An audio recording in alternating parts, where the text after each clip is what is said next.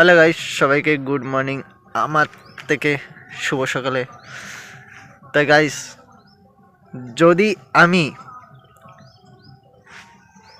কোনো সোশ্যাল মিডিয়ার থেকে পয়সা কামাতে পারতাম, এই আমাদের 26 নম্বর গ্রামে ওই এক মাসে যা ইনকাম হইতো সব ডোনেট করতাম। আমাকে মালখানগিরি এমন কেউ নাই যে সোশ্যাল মিডিয়া কামায়, যে ওই গরিব পরিবারকে পাশে দাঁড়াবে, সে চান্স নাই গাইস।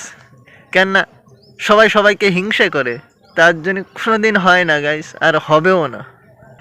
এমন জিনিস যদি একটা কলকাতায় হতো, ইউটিউবাররা সোশ্যাল মিডিয়া কামানি লোকরা ওই গ্রামটা পুরো ভেঙে ছাইয়ে পড়তো 3-4 দিনের ভিতরে।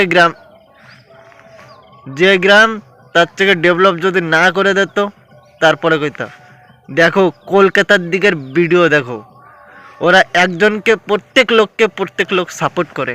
কারণ কি, কিছু না পারুক, কিছু তো ভালোবাসা দিতে পারবে।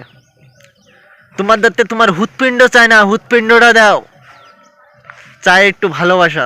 তাদের ভিডিও একটু লাইক করো, কমেন্ট করো, ওই টাকায় যা টাকা আসুক, ওই টাকায় কি করে গরিব মানুষদের দান করে। দান যে বড় মনের মানুষ হয় না, তোমাকেও সাথে বড় মনের মানুষ করে নেয়।